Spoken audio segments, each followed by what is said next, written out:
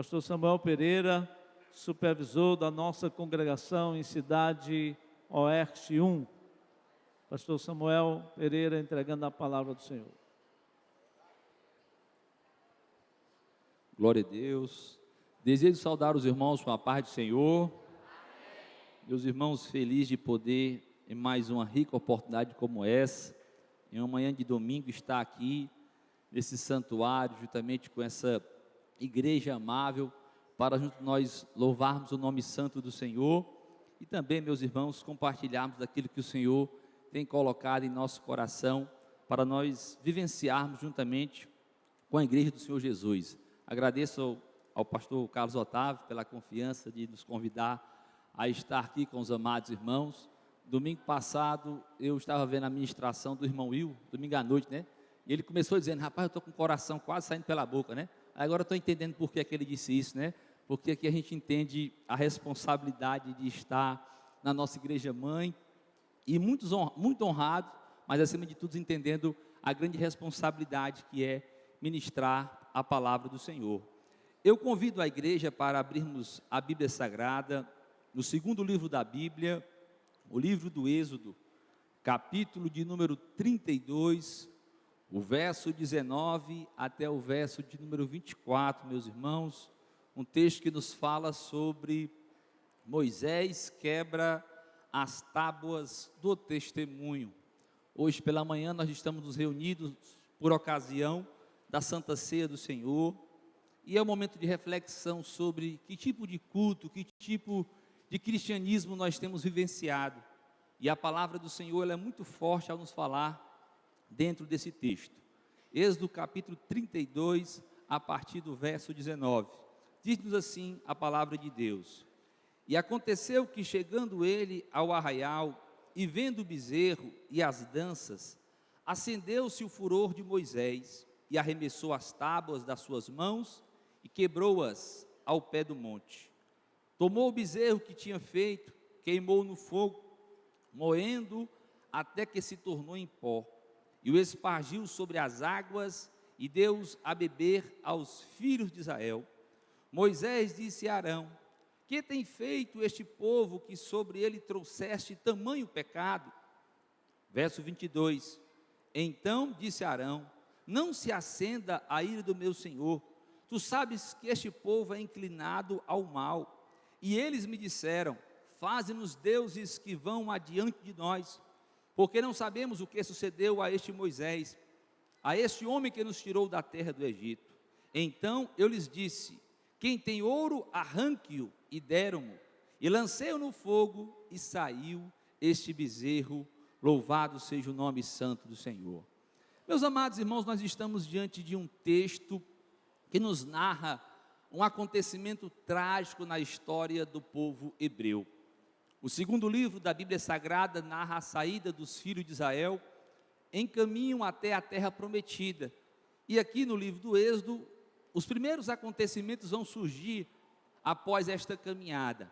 Se não bastasse o povo ver a mão poderosa do Senhor, que com o seu braço forte tirou os israelitas da terra do Egito, através de milagres, através das maravilhas, através das pragas que foram ocasionadas ali no Egito, o povo aqui, meus irmãos, eles têm uma tendência natural, uma inclinação a afastar-se da vontade do Senhor. Moisés está no monte recebendo a instrução sobre o tabernáculo, recebendo instrução como deveria ser o proceder do povo, o caminhar do povo.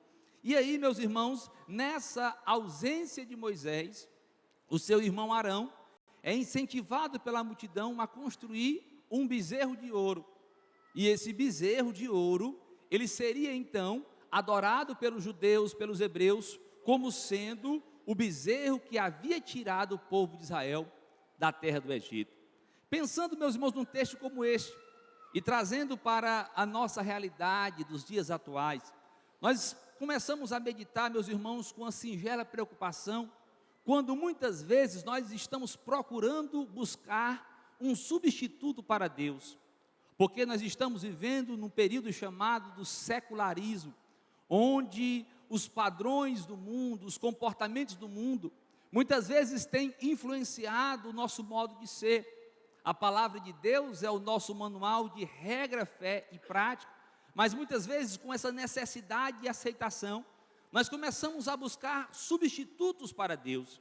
E aí, a primeira coisa que nós percebemos nesse texto sagrado é que quando acontece o ócio religioso, ou seja, a ociosidade, quando o povo fica sem trabalhar, quando o povo fica sem agir, eles estão então criando um terreno propício para que eles possam buscar um substituto para Deus. O povo estava cansado de esperar Moisés. Ainda não havia se completado 40 dias, mas havia um cansaço. Eles estavam na ociosidade, não estavam fazendo nada. E aí, meus irmãos, é até compreensível. Alguém está entediado com a religião, porque a religião ela é enfadonha, a religião ela é cheia de regras, ela é cheia de ritos, mas, meus irmãos, o que não se justifica é alguém estar entediado de Deus, é alguém estar, meus irmãos, com fastio da presença de Deus. E olha só, quem tem um encontro com o Senhor, meus irmãos, ele nunca se amofina. Quem tem um encontro com o Senhor, meus irmãos, ele tem um coração transformado, ele tem a sua vida mudada. Se você perguntar a algum cristão se ele já sentiu a presença de Deus, e ele começar a descrever qual a sensação do que é sentir a presença de Deus, e você vai perceber, pelas palavras de quem lhe responder, que sentir a presença de Deus é algo maravilhoso, é algo tremendo, é algo, meus irmãos, totalmente espantoso aos nossos olhos naturais, porque é algo marcante em nossas vidas. E aí, quando a pessoa fica entediada da religião é compreensível, mas ficar entediado de Deus não há explicação. A religião, com as suas regras enfadonhas, elas nos deixam vulneráveis ao tédio. A igreja também tem sido dominada, meus irmãos, pelo que nós chamamos de rituais. Muitos rituais surgem em nossa caminhada cristã, que nos faz ter dificuldade de nós termos o verdadeiro cristianismo. E alguns rituais que eu pude perceber, meus irmãos, observando a palavra de Deus, é que o primeiro ritual, que tem muitas vezes nos cansado de ser cristãos, não é o Deus que nós servimos, não é o Cristo que morreu pelos nossos pecados e nós nos entregamos a Ele, não é a alegria da presença do Espírito Santo, isso não deixa crente entediado. Agora tem algo que deixa o crente entediado, enfadonho, o crente trabalhoso, o crente cansativo, sabe o que é? É o culto à imitação. É o primeiro ritual, meus irmãos, que leva a igreja a estar entediada, estar cansada, o culto à imitação. E o que é isso? Se nós observarmos no versículo 24, diz assim, ó: quem tem ouro, arranque, deram-me o ouro, lancei no fogo e saiu este bezerro. Nós conhecemos, meus irmãos, que lá na cultura dos egípcios, eles então cultuavam o deus touro, eles cultuavam esses mamíferos como sendo divindades. E aí o que os israelitas estão fazendo na peregrinação do deserto é exatamente isso, imitar o culto dos egípcios. E aí, meus irmãos, a igreja cristã sofre quando nós estamos passando por esse processo do culto à imitação.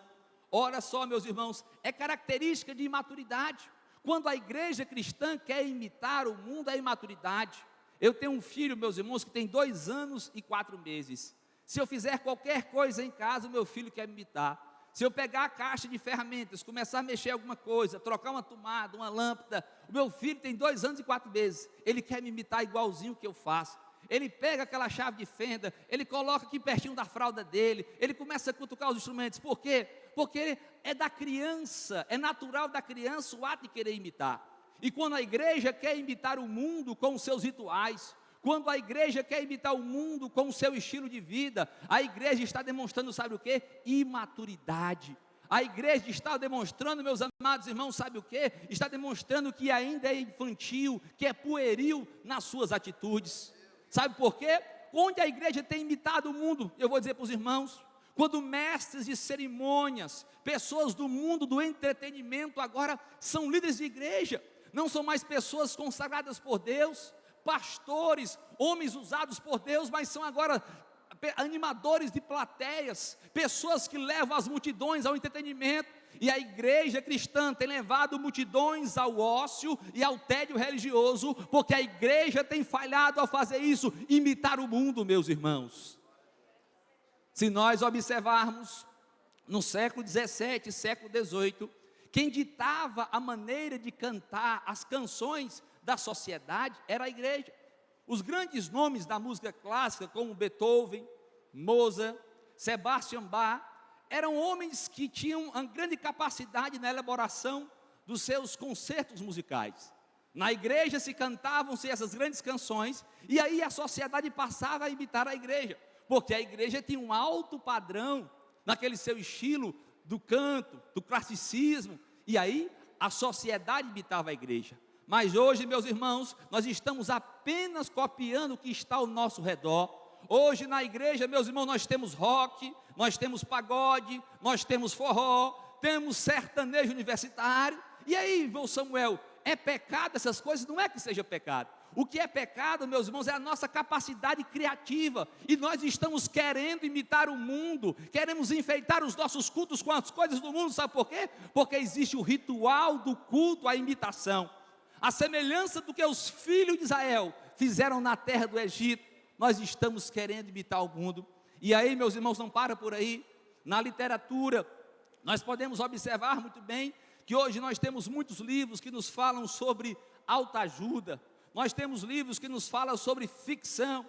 E a igreja evangélica está se apropriando disso. Para entreter os crentes, nós temos a nossa literatura gospel, com livro de autoajuda, meus irmãos. Crente não precisa de autoajuda secular, o crente precisa do Espírito Santo, é da palavra de Deus, que enche o nosso coração com alegria e com o poder do Senhor. Louvado seja o nome do Senhor Jesus Cristo. Cristo é único e Ele não imita o que há no mundo, louvado seja Deus. Mas o que acontece? É uma tentativa patética da igreja tentar ganhar o mundo através de imitá-lo, quando deveria ser o contrário. A igreja deve atrair o mundo e demonstrar para o mundo que o mundo está em pecado, que o mundo está em trevas, e nós estamos aqui para celebrar a Santa Ceia do Senhor, para dizer: Cristo morreu pelos nossos pecados, e isso é suficiente para transformar a humanidade. Louvado seja o nome santo do Senhor. O segundo ritual, meus irmãos, que nós podemos observar lendo o texto sagrado, ainda no versículo 22 e o verso 23, que nos diz assim: então disse Arão: não se acenda a ira do meu Senhor, tu sabes que este povo é inclinado ao mal. E eles me disseram: faze-nos deuses que vão adiante de nós, porque não sabemos o que sucedeu com Moisés, este homem que nos tirou da terra do Egito. O segundo ritual, meus irmãos, é o que está acontecendo aqui. O povo disse: olha, Arão, vamos criar uma diversão, um entretenimento. Ninguém sabe o que aconteceu com Moisés. Quem sabe Moisés morreu lá no monte, nós vamos ficar aqui parados esse tempo todo. E aí, o segundo ritual, que tem levado a nossa igreja, meus amados irmãos, quando eu falo igreja, falo num contexto mundial, é exatamente o que? Ao culto ao entretenimento. E eu queria que os irmãos guardassem no seu coração. Então, por gentileza, repitam comigo: o culto ao entretenimento. Se primeiro há o culto à imitação, em segundo lugar o culto ao entretenimento. Ou seja, hoje existe a devoção ao entretenimento na igreja. Por exemplo, filmes religiosos, literatura moderna, balneário gospel, show gospel, mobilização gospel. Os irmãos sabem o que é isso aí? É a tentativa de entreter a massa da igreja. E aí, meus irmãos, o que está acontecendo com essa geração, meus irmãos, é que nós não estamos precisando de distração religiosa, mas estamos precisando de conhecimento da palavra de Deus. Nós estamos precisando, sabe o que é? É ser desafiado pelo Espírito Santo de Deus para uma grande obra. Deus tem nos chamado para fazer a sua vontade. Louvado seja o nome santo do Senhor. Existe, meus irmãos, existia um grande missionário no século XVIII chamado David Brainerd, muito conhecido por conta da sua grande história. Ele tinha uma missão muito especial com os índios norte-americanos, só que ele era alguém de uma saúde muito fragilizada. Ele tinha sérios problemas de tuberculose, e como os irmãos sabem, essa doença há séculos passados é uma doença incurável. Ele então, saindo dos perímetros urbanos, ele vai lidar nas florestas para pregar para os índios. E aí, a sua saúde, que já era uma saúde debilitada, veio se agravar mais ainda. Foi tão sério que ele faleceu aos 29 anos de idade, sem ter tido o privilégio de se casar. David Brainerd morreu solteiro, e ele morreu, meus irmãos, por conta de uma severa tuberculose que o acometeu. E aí alguém poderia dizer: rapaz, o que foi que aconteceu com ele? Será que ele não valorizava a vida? Ele não amava a vida? Será que ele caiu nessa impetuosidade e perdeu a sua vida? E pelo contrário, diz que encontraram nos seus diários a seguinte afirmativa dele: se eu tivesse 1000 vidas, a minha alma jubilosamente as teria oferecidas todas de uma vez, só para mim estar com Cristo. Louvado seja o nome santo do Senhor. Olha como isso aqui é forte. Se eu tivesse 1000 vidas, minha alma jubilosa eu teria oferecido todas de uma vez, para estar com Cristo. Louvado seja o nome santo do Senhor. Você diria para alguém como este, que ele dizia: olha, a sua forma cristã é uma forma de entretenimento? Não, irmãos, ele sabia a seriedade do que é servir a Deus. Ele sabia, meus irmãos, a grandiosidade do que é alguém que foi resgatado pelo Cristo do Calvário, alguém que foi alcançado pelo Nazareno, meus irmãos, e ele vai dizer que ele ofereceria a sua vida 1000 vezes, se fosse possível, só para estar com Cristo. Louvado seja Deus. Quem pode dizer amém? Meus irmãos, tudo aquilo que nós alimentamos cresce. Se nós nutrirmos a nossa natureza carnal, esta será o aspecto dominante em nossa vida. Por outro lado, meus irmãos, se nós alimentarmos a nossa natureza espiritual, o desejo por Deus vai crescer cada vez mais. Quando nós enfeitamos o nosso cristianismo através de entretenimento, através do culto à imitação, nós estamos alimentando a nossa natureza carnal, e a nossa natureza espiritual está ficando cada vez mais decadente. E aí eu me lembro da passagem do filho pródigo, que os irmãos também lembram. Quando você está longe de Deus, a falta de pão, e quando você está perto de Deus, a presença do pão. O filho pródigo disse assim: olha, quantos trabalhadores da casa de meu pai têm abundância de pão, e eu estou aqui a padecer necessidade. É como se ele estivesse dizendo: longe de Deus não há alimento, longe de Deus só há fome, só há cansaço. O entretenimento não alimenta a minha alma, o entretenimento não alimenta o meu espírito, mas perto de Deus a abundância de pão, a fartura de alimento. Louvado seja o nome santo do Senhor. Glória a Deus. E observando o texto, meus irmãos, eu chego no versículo 20. O verso 20 diz assim: tomou o bezerro que tinha feito, queimou no fogo, moendo até que tornou-se em pó, e espargiu sobre as águas, e deu a beber aos filhos de Israel. Eles tinham um bezerro. E aí, meus irmãos, um terceiro ritual, que tem feito muitos de nós, buscar um substituto para Deus, é o ritual do culto às celebridades. Quem pode repetir comigo? O culto às celebridades. Meus irmãos, esse é o terceiro rito que domina os evangélicos contemporâneos, é a idolatria das celebridades. Eu nunca vi, meus irmãos, tanta preocupação em que as pessoas da mídia, as pessoas conhecidas, os artistas, tornem-se evangélicos para propagar o evangelho. Há uma preocupação da igreja que as grandes pessoas, os grandes nomes, as autoridades da sociedade, eles tornem-se evangélicos para que outras pessoas sejam atraídas ao evangelho do Senhor Jesus. Mas deixa eu dizer uma coisa para você: nós não precisamos nos impressionar com famosos, com pessoas que têm o acesso ao mundo das celebridades. Não, a igreja primitiva, ela não tinha celebridade, mas ela estava extasiada, alegre, contemplando a presença do nosso Senhor e Salvador Jesus Cristo.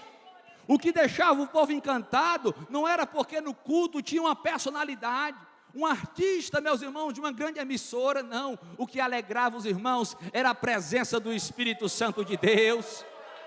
O apóstolo Paulo, no capítulo 3 da carta aos Colossenses, ele diz assim: olha, se já ressuscitaste com Cristo, buscai as coisas que são de cima, onde Cristo está sentado à destra de Deus. Pensai nas coisas que são de cima e não nas que são aqui da terra. Sabe por quê? Já estáis mortos, a vossa vida está escondida com Cristo em Deus.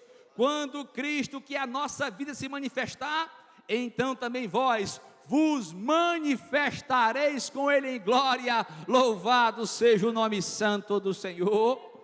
Os irmãos entenderam como é forte isso aqui, meus irmãos? A igreja não precisa estar vislumbrada com isso, porque o que extasiava os crentes, o que alegrava a igreja, era saber que a igreja foi comprada, lavada e remida pelo sangue de Jesus. Quem atrai as multidões, meus amados irmãos, é o Espírito Santo de Deus.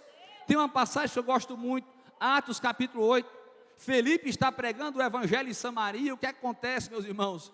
Diz que a multidão afluía para aquele lugar, ouvindo e vendo os sinais que Deus realizava através de Felipe. Olha que ele não tinha uma rede social potente, ele não tinha, meus irmãos, um grupo de fãs que seguiam a ele, milhares de seguidores, ele não tinha carro de som avisando que Felipe ia pregar na praça de noite, ele não tinha uma comitiva de irmãos organizado, colocando de casa em casa, hoje à noite cruzada evangelística, pregador Felipe, não, mas ele tinha uma coisa, era o poder do Espírito Santo de Deus.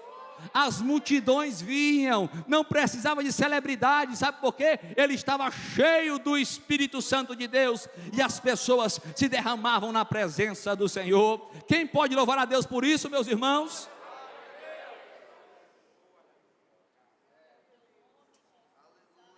Glória a Deus. Nós não precisamos de empresários, não precisamos de artistas, todos com os seus status, não. Eles é que precisam de Deus. Essa é a grande verdade, meus irmãos. O grande fundador da missão mundial, chamado Bob Price. A Visão Mundial é uma organização interdominacional cristã, que cuida de refugiados e crianças em situações de vulnerabilidade.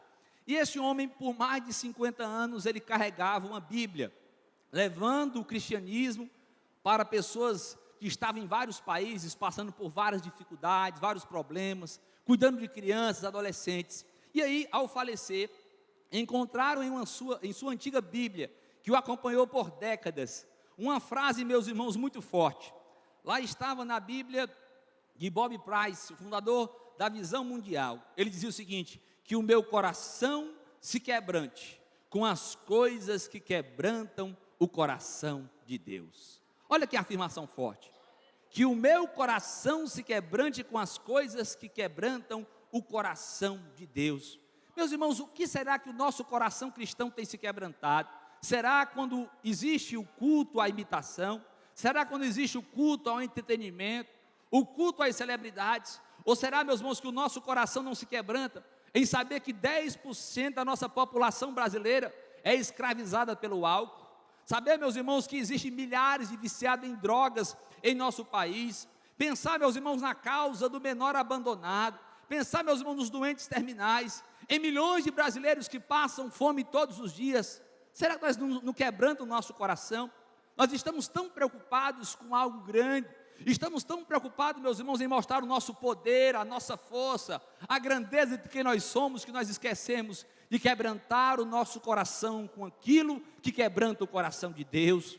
O Senhor tem nos convidado para um grande momento, através da sua santa palavra, assim como os israelitas foram confrontados, a abandonar o culto aos ídolos, para cultuar unicamente o Senhor. Nós somos convidados todos os dias, vamos cultuar ao Deus verdadeiro, porque nós não precisamos de substitutos, a igreja já tem o Senhor, e o seu nome é Jesus Cristo. Louvado seja o nome do Senhor nosso Deus.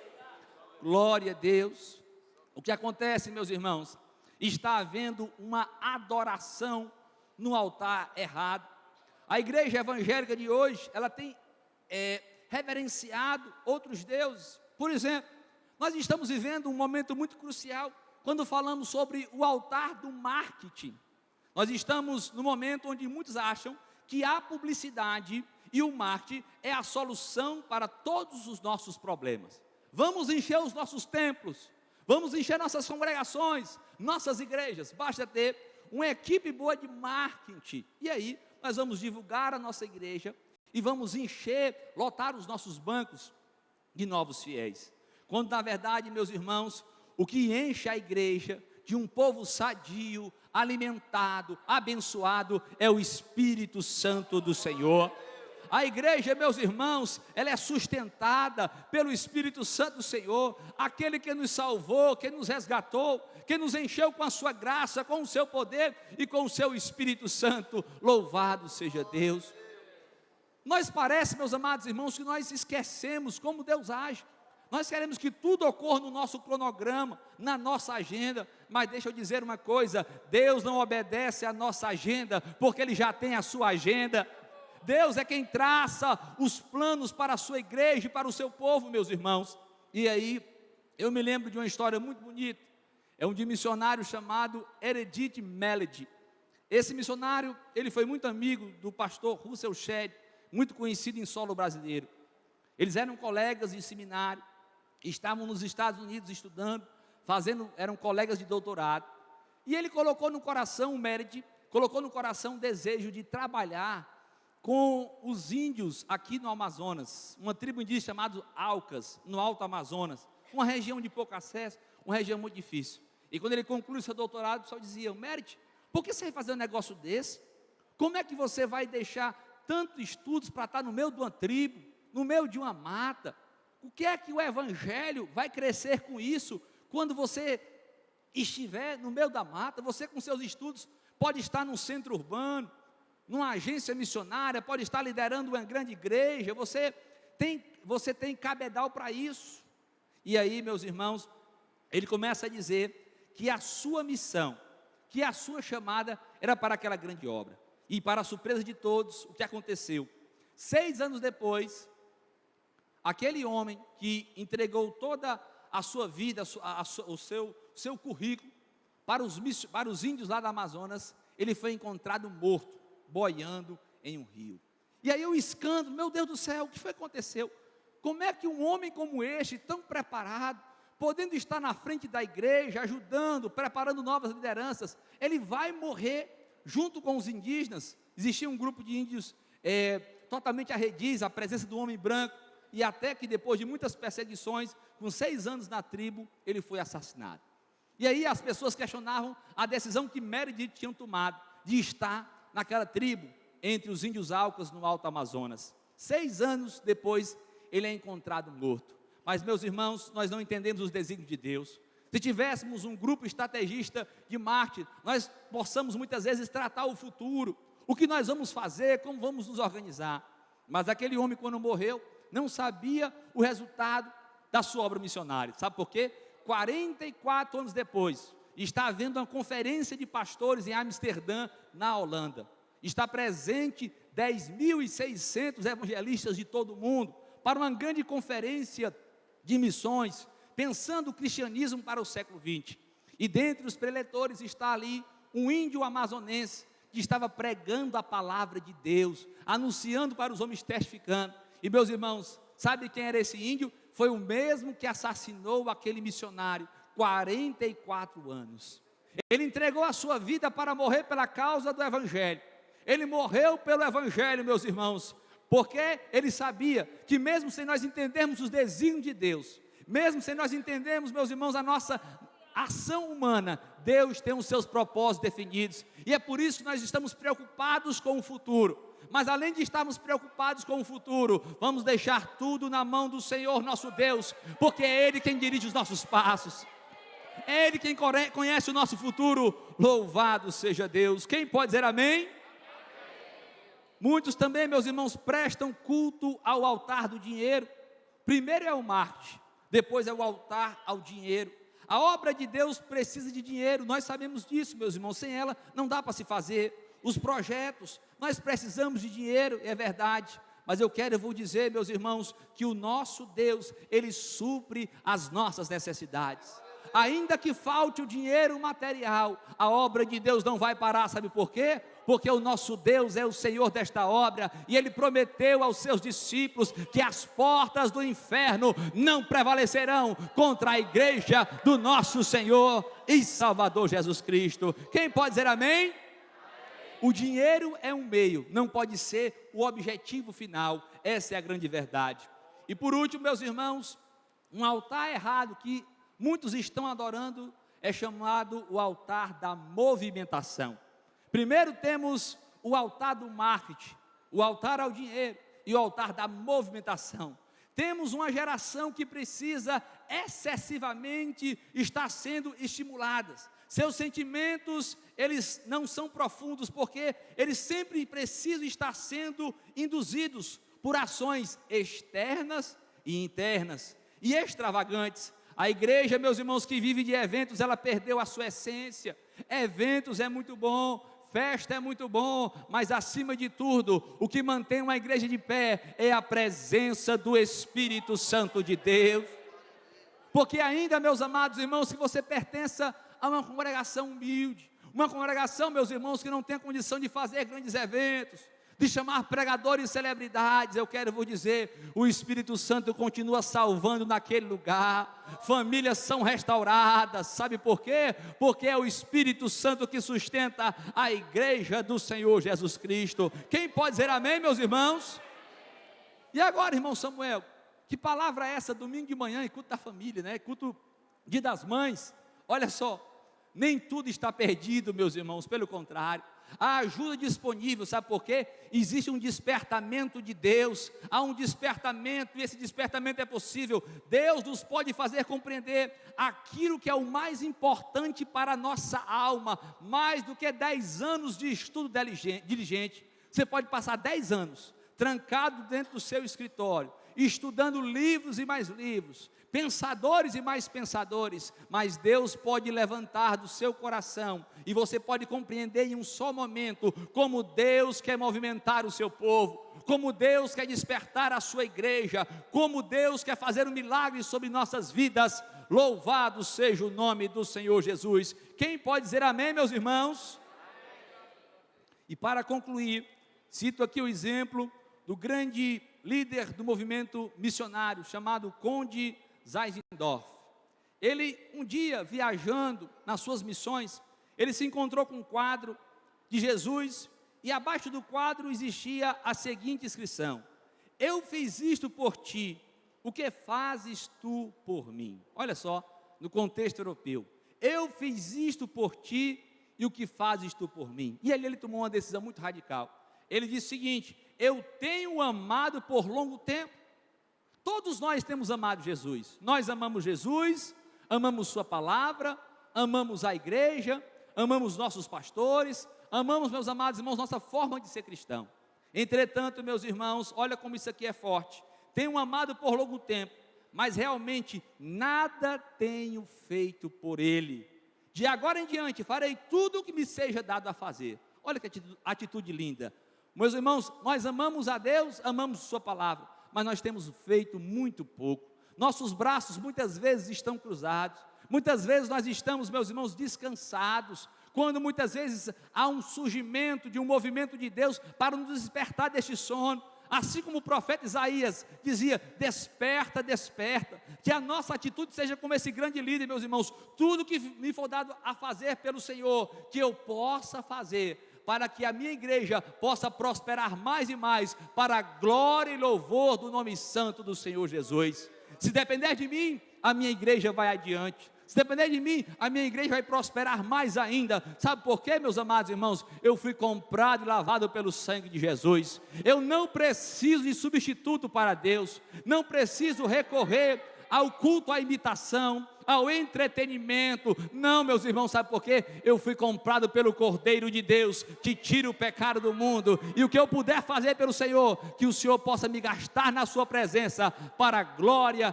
e louvor do seu santo nome. Quem recebe essa palavra diz amém? Amém. Pastor, com sua permissão, fazer uma oração, em nome de Jesus. Vamos ficar de pé, meus irmãos, para orarmos ao Senhor nosso Deus, para que essa palavra possa vivificar em nossas vidas, poderosamente, no nome santo do Senhor. Ore comigo. Pai amado e bendito, nós estamos, Senhor, na Tua presença. Ó Deus eterno, como é bom ouvir a Tua voz e ouvir a Tua palavra, Senhor. Muitas vezes, Senhor, essa palavra não vem como nós queremos ouvir, como nós estamos desejando ouvir, mas acreditamos, Senhor, que a Tua palavra vem de acordo com o que nós precisamos ouvir. Ó Pai amado, que possamos ser sacudidos, chacoalhados, Senhor, pela presença do Teu Espírito Santo, Pai amado. Não nos deixe, Senhor da glória, sermos vencidos, Senhor, pelos entretenimentos, pelas distrações, porque tudo isso, ele gera ócio e tédio religioso. Não, nós queremos estar, Senhor, como a igreja primitiva, extasiado pela tua presença, como o apóstolo Paulo disse, Pai, pensando nas coisas que são de cima e não nas que são aqui da terra. Ó Pai amado, no nome santo do Senhor Jesus, que esses grandes exemplos de homens que doaram a sua vida pela tua causa, Senhor, possam nos motivar para também, Senhor, nos doarmos cada vez mais, que a nossa vida, a nossa mente, o nosso corpo e o nosso espírito, Senhor da glória, possa ser colocado a teu serviço e ao serviço do teu reino. Tira do nosso meio, Senhor, todo o bezerro de ouro, todo, Pai amado, culto diferente, que haja em nós um desejo de servir com alegria para a glória e o louvor do teu santo nome. É o que nós te pedimos e com fé te agradecemos, no nome de Jesus, e quem recebe diz amém. Deus abençoe os irmãos no nome de Jesus.